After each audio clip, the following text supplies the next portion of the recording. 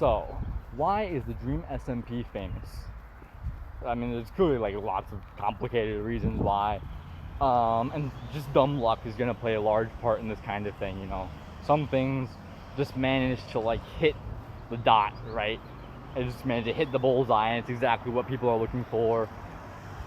Yeah, it's just a perfect fit for people looking for it right at the right time, and so it just takes off, right? But there are some reasons that could help that taking off, right? Some things that helped push that out.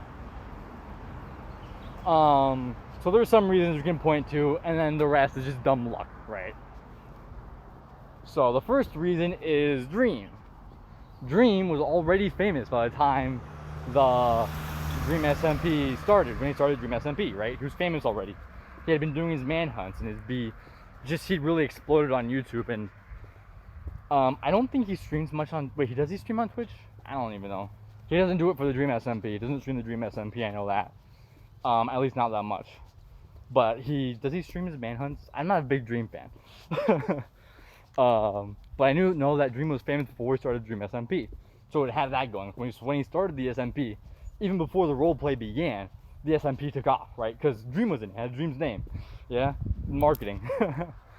So that was the first thing. Secondly, Dream himself is smart, and he makes sure to invite content creators to his Dream SMP.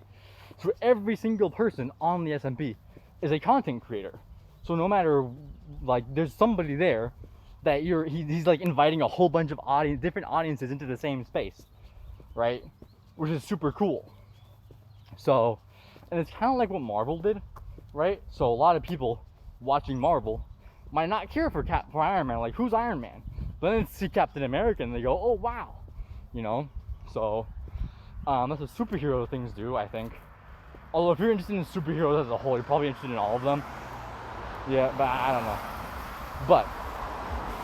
But with this thing, as long as you're watching any one of those content creators, you're gonna get involved in the Dream SMP, right? So you just take a whole bunch of different audiences and put them together. And each content creator is a good content creator, right? They're all funny. So these are like two ingredients that would make any SMP just take off already. Like, every single person is a creator, and he's already famous. Every single person's already famous, right? Relatively. I don't think Tommy was famous. I mean, he was taking off. He had like a couple thousand subscribers, but he wasn't Dream famous until he joined the SMP, and then he blew up, right? Even Technoblade. I mean, Technoblade had like 2 million, I think, before he joined the SMP, and now he has 3 million. So even he's blowing up thanks to the SMP. Where was I? A lot of people started watching the SMP after Technoblade joined. Yeah, which is like pretty damn late in the story, but still. The next thing there's a third thing. Oh yeah, third, the story is good, right? So the third thing is that the story is actually a good story. So it's interesting. It drives itself, right? Wilbur Soot is here to thank for that. He went and emailed everybody and took the thing into his own hands and wrote a story for it. And that good, very basic but good story drove the plot and drove the characters and made it all very interesting. So the story is actually really good, especially because even though there is a script, right? So there's this one set thing they stick to. It's still not absolute because it's still a role play. So you still get deviations like Eric's betrayal.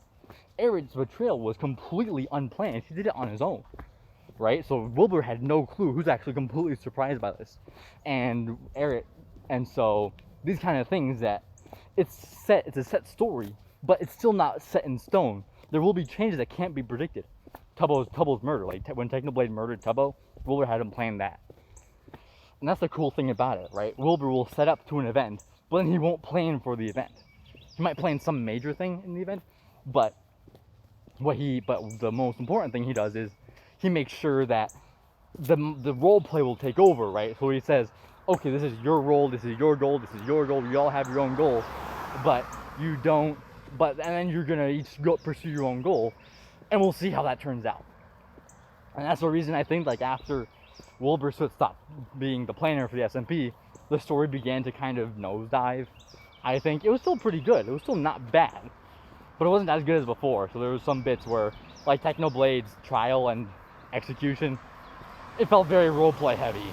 And when Tommy and Tubbo went to fight Dream, and Dream was gonna kill Tubbo, that felt very roleplay heavy. And it didn't feel like it very much aligned with the goals of the characters. It was just done for the shock value. It was just done for the story value. You can't see my face because of the sun, but I don't care. So that's another reason. And finally, and this I think is actually the most important reason out of them all, and this is why Dream's fame was actually very important. And so Dream's fame and the fame of each content creator he made, right? They are the most important factors, and it leads to this final and the most important factor, which is the fan base. I think this is the most important thing for the Dream SMP's explosion, because the fan base are also content creators. They make animations, and they will like compile these things for the rest of the fan base. I'm gonna point to Sadist, of course, is the quintessential Dream SMP animator. So to the point where the Dream SMP creators themselves were like, okay, Sadist, include this in the animation, right? Like the and she did, she made an animation about it. She included it in the animation. So that was pretty cool.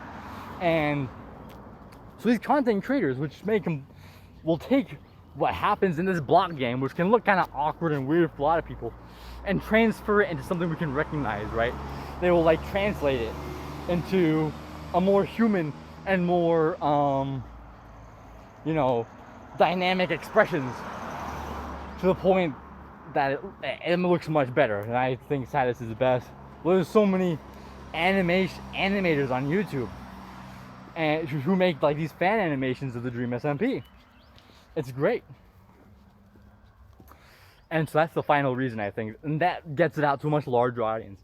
I know that it's thanks to Sadist's first animation, her first trailer. That's how I heard about the Dream SMP. Yeah. So that's why Dream SMP is famous. Dream's famous. Dream had fame that slingshotted, like he started up high already. And then he always makes sure to invite content creators. So those people are famous. And so that only grows the audience.